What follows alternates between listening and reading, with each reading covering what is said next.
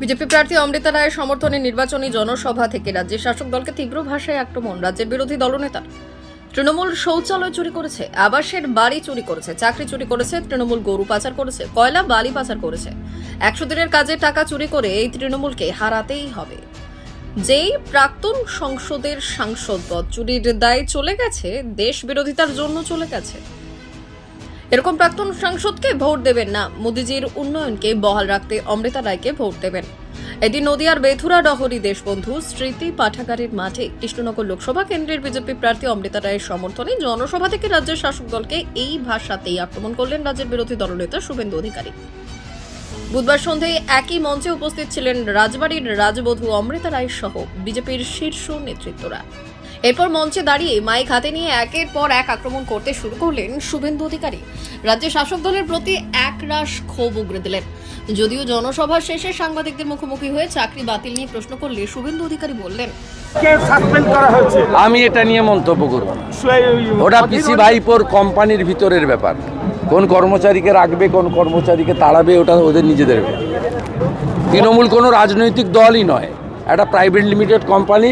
বিভিন্ন স্তরের কর্মচারী আছে, contractual, casual, part timer, group D, group C. Adhir Ranjan বলছে তৃণমূল করার থেকে বিজেপি করা ভালো।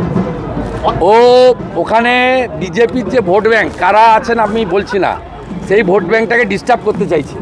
এটা কৌশল।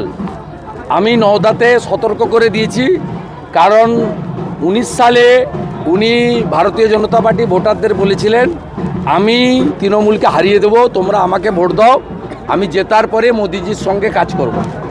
উল্টে নরেন্দ্র মোদিজির 5 বছর ধরে কুৎসিত অশালীন আক্রমণ লোকসভাতে উনি করেছেন। উনি একটা সময় নরেন্দ্র মোদিজির মতো মানুষ, যাকে লোক হিমালয় পর্বতের মতো, গঙ্গার মতো রেসপেক্ট করে ভারতবর্ষের জনগণ, তাকে নর্দমার সঙ্গে তুলনা করেছিলেন এই অধীর রঞ্জন চৌধুরী। তাই এবারে ভারতীয় জনতা পার্টির ভোটাররা ডক্টর নির্মল সাহাকে ভোট দেবেন। তিনি বিভ্রান্ত করার জন্য এটা করছেন, এতে কোনো লাভ হবে না। অধীর চৌধুরী থার্ড হবে এবং বহিরাগত ইউসুফ পাঠানকে হারিয়ে ওখান থেকে রাষ্ট্রবাদী ডাক্তার নির্মল সাহা এবারে মোদিজির কাছে পৌঁছাবে। এই প্রশ্ন করতেই আজকে রিপাবলিক বাংলার সাংবাদিকের কলার চেপে ধরল অধীর রঞ্জন চৌধুরী। পিসির যেমন মাথা খারাপ হয়েছে, উল্টোপাল্টা বলছেন, ঠিক এরও মানসিক অস্থিরতা তৈরি হয়েছে।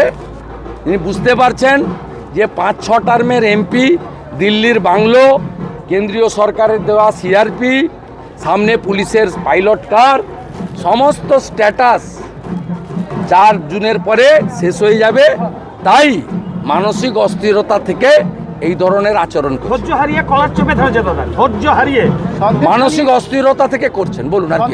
ব্যবসায়ী, মাছ ব্যবসায়ীরা সেখানে ইডির র্যাডারে রাজ্যের 2-3 মন্ত্রীর নাম আসছে, কি বলবেন?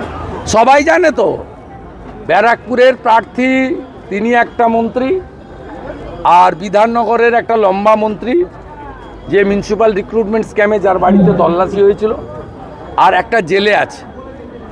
সবাই জানে এই 3টে মন্ত্রী, কিন্তু এগুলো সব চুনোপুটি, সব খেয়েছে হাওয়াই ছুটি।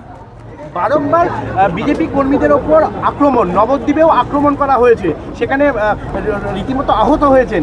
আমাদের প্রার্থীদের উপর আক্রমণ হয়েছে, রেখা পাত্র মহোদয়ের উপর আক্রমণ হয়েছে, ডাক্তার প্রণত টুডুকে হসপিটালে থাকতে হয়েছে, নিশীথ প্রামাণিকের উপর আক্রমণ হয়েছে, শান্তনু ঠাকুরের উপর আক্রমণ হয়েছে।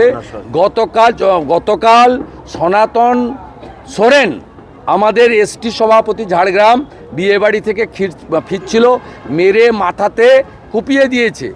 এরা ট্রাইবাল শিডিউল কাস্টদের দেখে দেখে আক্রমণ করছে, কারণ এসসি এসটি ওবিসিরাই হচ্ছে মোদিজির আসল ভোট ব্যাংক। এদের উপরে টার্গেট করে আক্রমণ করা হচ্ছে। মুখ্যমন্ত্রী মমতা বন্দ্যোপাধ্যায় যেখানেই যাচ্ছেন সেখানে 2-1টি স্ল্যাং ইউজ করছেন, এবং মুখ্যমন্ত্রী যেখানেই যাচ্ছেন সেখানে মাঝে মাঝে 2-1টি স্ল্যাং ইউজ করছেন। কি ইউজ করছেন? বাংলা বাজে কথা বলছে, খারাপ করছে, খারাপ করে ফেলছে। ওই জন্য ভালো ব্লিচিং আর ফিনাইল আমরা আনাচ্ছি, পরিষ্কার করবো।